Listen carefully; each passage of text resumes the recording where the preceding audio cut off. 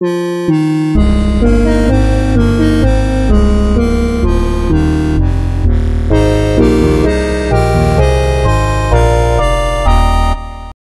the 25th of June now that I'm recording this, so it's quite after the fact at this point, but I just really wanted to put out there in my own words how awful Ubisoft's E3 2010 keynote was. It was a huge freaking disaster. It was as bad as Nintendo's E3 08 media briefing or Sony's 2006 one, but it wasn't as bad as Nintendo's in 2008 because I expected a lot from Nintendo in 2008, but and going into Ubisoft's E3 2010 keynote, I wanted to see two things.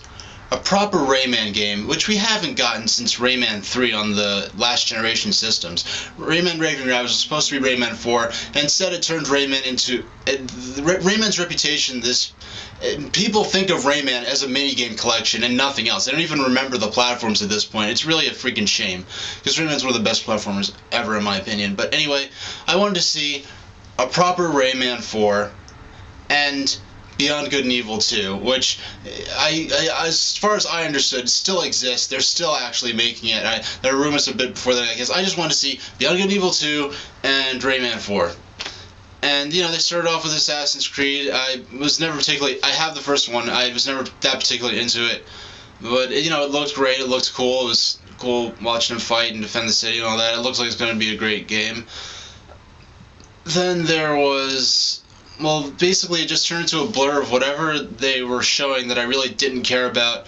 Nothing that particularly just... Oh yeah, there was the beginning. They didn't start with Assassin's Creed. They started with that cool, like, Res type game with the Kinect thing where he's, like, moving around, and that looked awesome. I'm not going to get Kinect for it. I'm probably never even going to play it, but it looks awesome. It looks a lot of fun. I mean, just think if you could go back 30 years from now, 30 years into the past and show people, like, this is what video games are going to look like in 30 years, you know? It's really cool.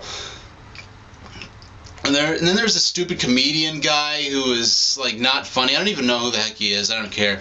He just kept making stupid jokes. I don't think he knew jack about video games. And then there were they brought Shaun White out. Shaun White is a curse from the ancient Aztecs sent to ruin video game companies' E3 media briefings. It happened to Nintendo, now it happened to Ubisoft. They bring Shaun White out, and they bring out these big white cardboard boxes that they're sitting on, and then Shaun White and this comedian dude are sitting around talking like it's a freaking talk show for like maybe 10 minutes.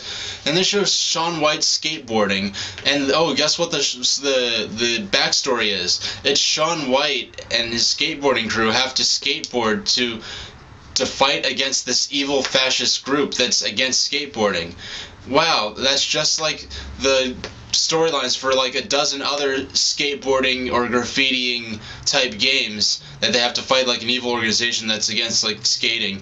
It's so unoriginal, it's so cheesy, it sucks, and it's bad, and it's no good. And then the game, they were showing the game, he's like going around skating, and then he starts like flying around on this skateboard in the game, and it looked like some kind of collision detection error that they kept into the game and called it a feature, kind of like the Robotnik's secret traps in Sonic 3 where you get stuck behind a wall or something. Oh, if you get caught in Robotnik's trap, reset your Genesis by pressing the button on the console. Yeah, right. It looked like a freak. It looked glitchy. It looked like a glitch they incorporated into the game. It was flying around nonsense. And then after that, the guy makes some more stupid jokes, and then a bunch of blockheads come out into the audience and onto stage with freaking laser tag guns. They start shooting each other and playing laser tag out of nowhere, and it was so stupid. And then like the guy who invented it comes out and he's like, oh, it's like a video game without the video.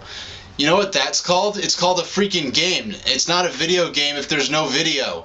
And it just, oh yay, your Xbox or your PS3 or whatever takes track of the scoring, yay. That's stupid. Why should I care about that? If I wanted that, I'd go get a freaking airsoft gun and go play airsoft, or get laser tag equipment and go play laser tag. I'm not gonna run around my living room like a moron, like, we're shooting each other, you know, ducking behind the couch and with however many people this could support in my little house while my dogs stare at us like we're idiots. Like, what the hell are they doing? They should be playing like Call of Duty or Halo or something, not running around like morons with laser tag guns. And then then they showed another. I don't even remember the order all this came in. All I remember is I was just hating this. And then they showed another freaking raving Rabbids game. The last one was called Rabbids Go Home.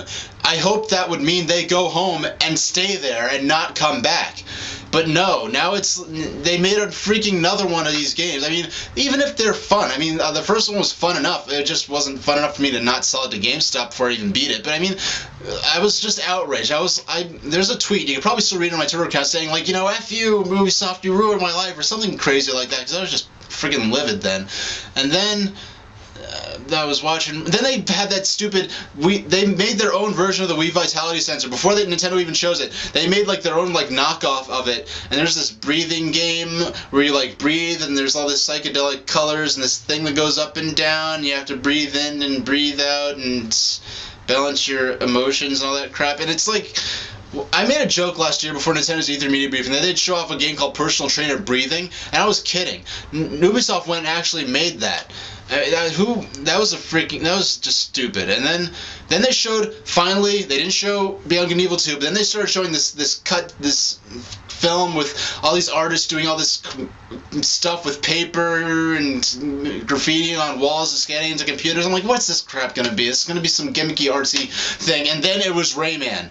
I was so pleased. It's a real freaking Rayman game for the first time since what, 2003, 2? And I was so happy.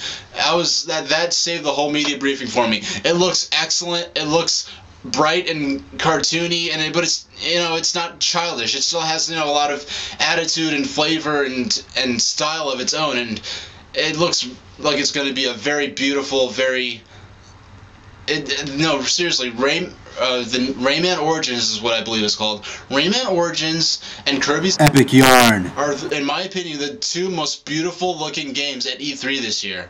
I'm so sick of, I don't have anything. There's so many freaking grimdark first-person shooters out there that look exactly the same from sequel to sequel, and even on different consoles or different companies, you could look at these side by side, and just glancing at these screenshots, you have no idea, they all look the same almost, like at least like Halo, at least it has some style to it, you know, you could look at it and see like, oh, that's Halo.